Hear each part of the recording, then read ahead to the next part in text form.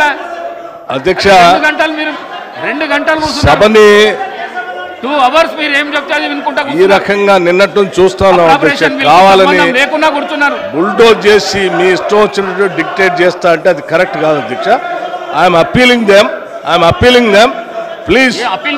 నేను అప్పీల్ చేస్తాను, దయచేసి కూర్చోండి. నేను మాట్లాడిన తర్వాత కావాలంటే మళ్ళీ సబితా రెడ్డి గారికో వారికో మైక్ ఇద్దరు గారు దయచేసి కూర్చోవాలండి అధ్యక్ష.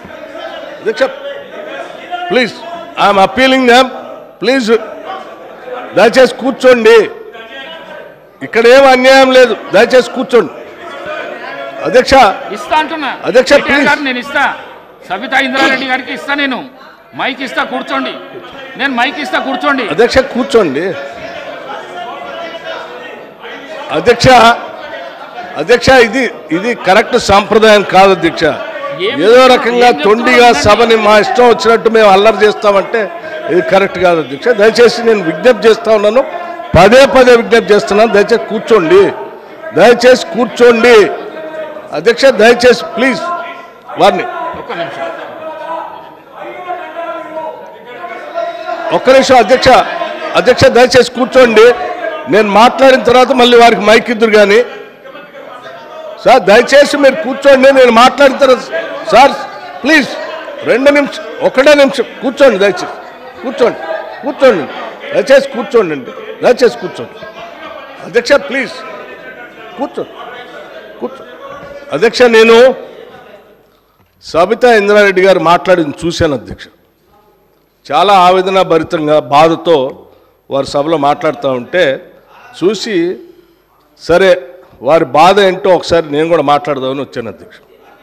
అధ్యక్ష కాంగ్రెస్ పార్టీలో 2004 కంటే ముందు వేరే పార్టీలో ఉన్నటువంటి సబితా ఇంద్రారెడ్డి గారిని కాంగ్రెస్ పార్టీలో చేర్చుకొని టిక్కెట్ ఇచ్చి వారిని 5 సంవత్సరాలు ఫుల్ ఫ్లెడ్జ్డ్గా మంత్రి చేసి 2009లో మళ్ళీ టికెట్ ఇచ్చి మళ్ళీ మంత్రి చేసి ఒక దశాబ్ద కాలం అధ్యక్ష అత్యంత ముఖ్యమైనటువంటి పోర్ట్ఫోలియోలు వారికి ఇచ్చి ఒక దశాబ్ద కాలం వారు మంత్రిగా కాంగ్రెస్ పార్టీ చేసింది అధ్యక్ష. 2009 వినండి, 2009 నుంచి 2014 వరకు మంత్రిగా ఉన్నటువంటి సబితా ఇంద్రారెడ్డి గారికి 2014లో కూడా కాంగ్రెస్ పార్టీ టికెట్ ఇచ్చింది అధ్యక్ష. సరే దురదృష్టమో అదృష్టమో 2014లో కాంగ్రెస్ పార్టీ అధికారంలో రాలేదు, టీఆర్ఎస్ పార్టీ అధికారంలోకి వచ్చింది అధ్యక్ష. కాంగ్రెస్ పార్టీ బాగా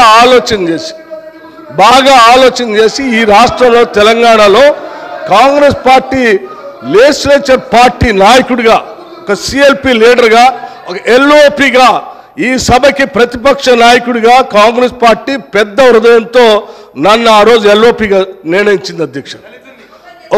ఒక బలహీన వర్గాల దళిత వర్గానికి సంబంధించి నన్ను ఒక సిఎల్పి లీడర్గా చేసి ఈ రాష్ట్ర చరిత్రలో ఇంతవరకు సిఎల్పి లీడర్గా ఏ దళితుడిని చేయలేదు అధ్యక్ష.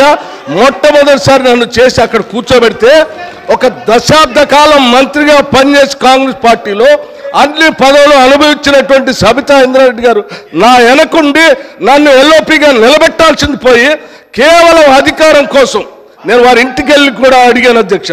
నాతో పాటు అనేక మంది నాయకులను తీసుకొని పోయి అమ్మ ఎల్లబాకండి, మీరు పోతే ఎల్ఓపి స్టేటస్ పోతుంది, కాంగ్రెస్ పార్టీ పరువు పోతుంది, 10 సంవత్సరాలు మీరు మంత్రిగా అనుభవించారు, మీరు ఇప్పుడు కూడా ఎమ్మెల్యేగా ఉన్నారు, కాంగ్రెస్ పార్టీ మీకు ఏం తక్కువ చేయలేదు, మీకు ఇంకా కావాలంటే ఇంకా చాలా చేస్తుంది, చివరికి మీ అబ్బాయికి పార్లమెంట్ సీటు కూడా కాంగ్రెస్ పార్టీ ఇచ్చింది, చేయబాకండి అని పదే బతిలాడితే వారు చేసింది ఏంది అధ్యక్ష?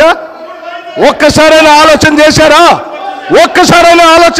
మీరు ఏం ఆలోచన చేశారు అధ్యక్ష?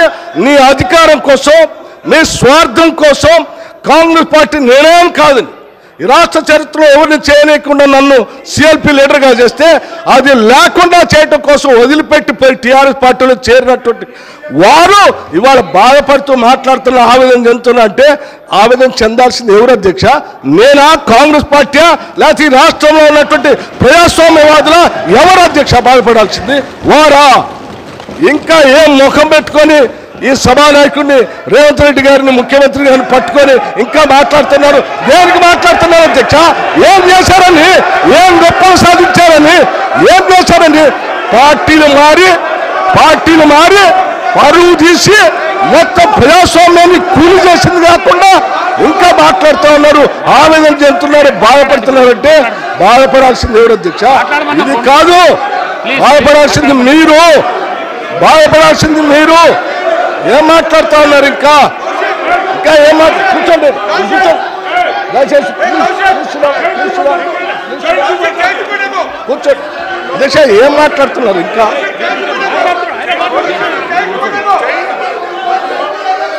అధ్యక్ష అధ్యక్ష ప్రోగ్రెసివ్ వాదులు సామాజిక పరివర్తన కోసమే పుట్టావు. బతిన్లాడి పార్టీలోకి రా తమ్ముడు అని చెప్పి నువ్వు వస్తే భవిష్యత్తులో ఈ పార్టీకి నువ్వు ఆశ